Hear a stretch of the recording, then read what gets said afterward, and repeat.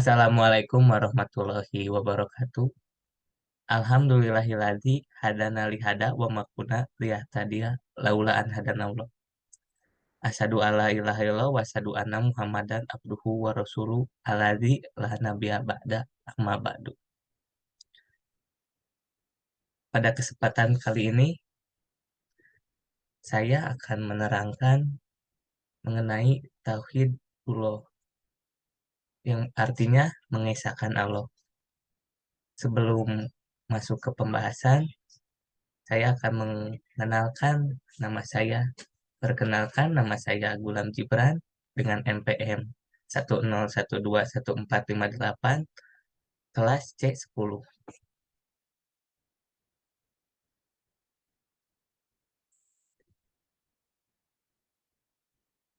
Ambung Vina. Pencetnya lah, PPTN. Jadi ada. Sampailah, sampailah. Masih nggak? Paus nya. Sampailah. Ini guys, resume. Lebih. Lumayan pencet lagi nah, mana itu. Yang mana gitu? Video. Ya gitulah pokoknya. Kita ngomong rek mondok di video itu ngomongnya kan. Mulainya. Mulai dari resume share gitu. Jadi Andri bangsa. Semuanya katanya. Pokoknya gue lama kesana pondok. Assalamualaikum warahmatullahi wabarakatuh.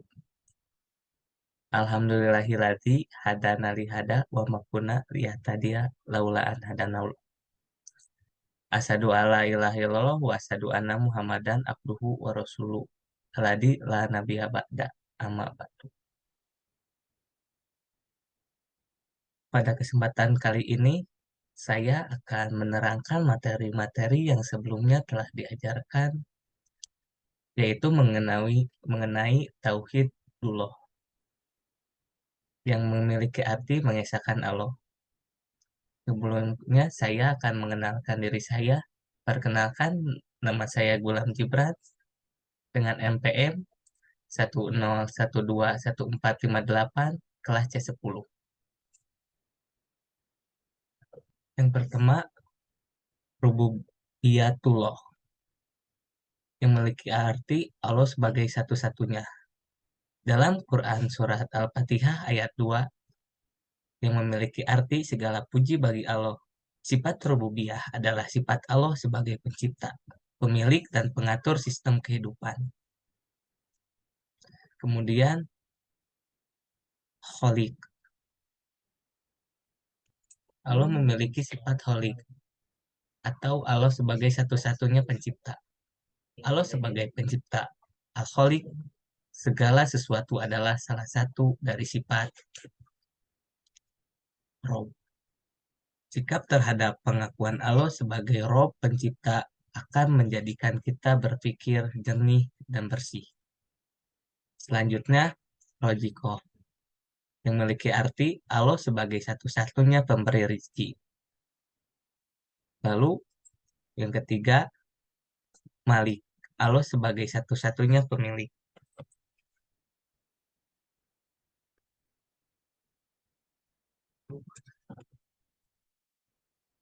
Kemudian mengenai Tauhid Mulkiyah. Tauhid Mulkiyah yaitu mentauhidkan Allah dalam mulkiyahnya, bermakna kita mengesahkan Allah terhadap pemerintahan dan penguasaannya terhadap alam ini.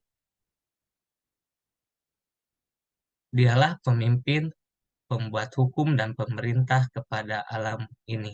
Tauhid Mulkiyah menurut adanya kewalaan secara totalitas kepada Allah, Rasul, dan Amirul Mukminin selama tidak bermaksiat kepada Allah Subhanahu wa Ta'ala.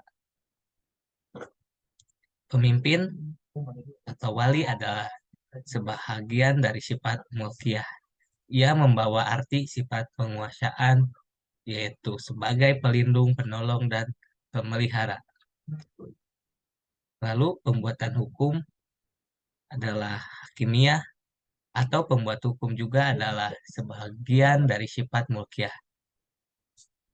Selanjutnya, pemerintah. Pemerintah salah satu sifat mulkiyah yang perlu diketahui oleh setiap muslim. Allah memiliki ars dan pemerintah seluruh makhluk ciptaannya itu dengan ketentuan dirinya. Kemudian, tauhid mukliyah.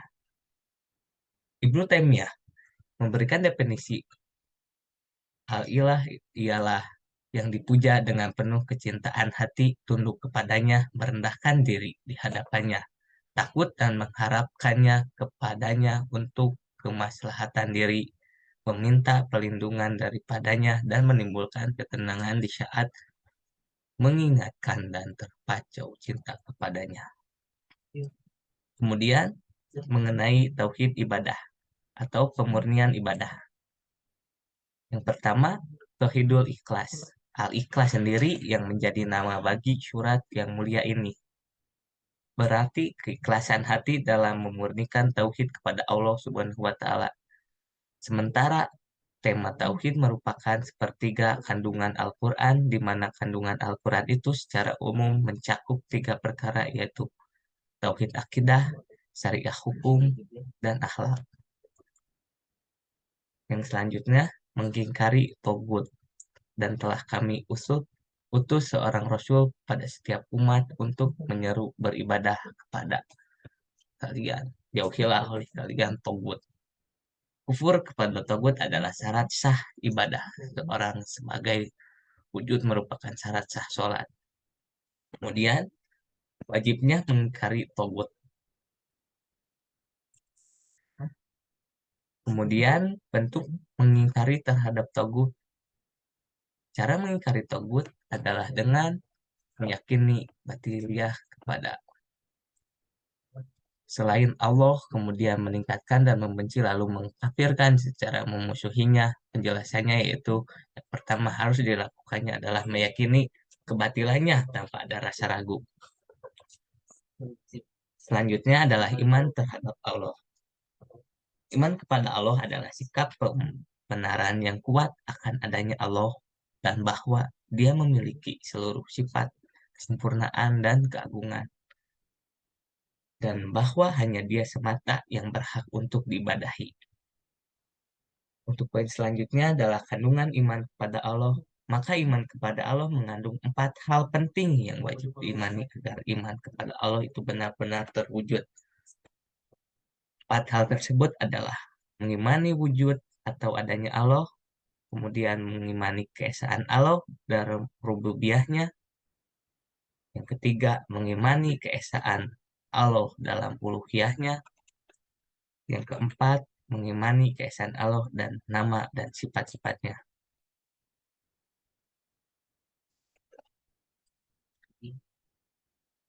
Selanjutnya, mengenai mengimani akan adanya Allah. Keimanan akan adanya Allah sesungguhnya telah Allah tanamkan pada hati dan fitrah setiap manusia. Orang yang mengingkari bisa dipastikan mengingkari kepada kesombongan. Dengan demikian tidak ada pilihan lain melainkan akal pasti mengetahui keberadaan Sang Pencipta. Lalu buah iman dan adanya Allah. Iman kepada Allah akan menumbuhkan buah keimanan yang cukup banyak sebagaimana diterangkan dalam Al-Quran maupun Sunnah. Di antara buah keimanan itu ialah membuahkan sebagian dunia dan akhirat, senantiasa ditolong dan dilindungi oleh Allah, masuk ke dalam surga dan melihat kepada Allah, mendapat keteguhan dan kekuasaan di muka bumi, memperoleh keamanan dan petunjuk yang sempurna, mengabdi kepada Allah, dan mengesahkan Allah dalam beribadah. Lalu mengenai bahaya syirik. Definisi tegut. Secara bahasa, kata tegut diambil dari kata togo, artinya melampaui batas. Adapun secara sifat, definisi tagut yang terbaik adalah yang disebut oleh Ibnu Qayyim. Tagut adalah setiap sesuatu yang melampaui batas baik yang disembah selain Allah Azza wa Jalla atau diikuti atau ditaati. Kemudian mengenai bahaya syirik yaitu kezaliman yang besar, tidak mendapat ampun. Secara keseluruhan, tauhid dapat diartikan dengan meyakini Allah Subhanahu wa Ta'ala adalah suatu satunya zat yang harus disembah dengan mengikuti seluruh permintaan dan menjauhi segala larangan yang mana keyakinan yang diyakini dengan sepenuh hati dengan rasa keimanan dan keislaman. Tauhid secara umum dibagi menjadi tiga, yaitu tauhid rububiyah, tauhid uluhiyah, dan tauhid asma wa sifat.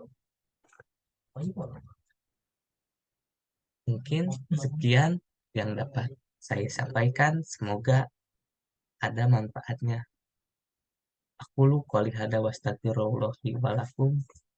Assalamualaikum warahmatullahi wabarakatuh.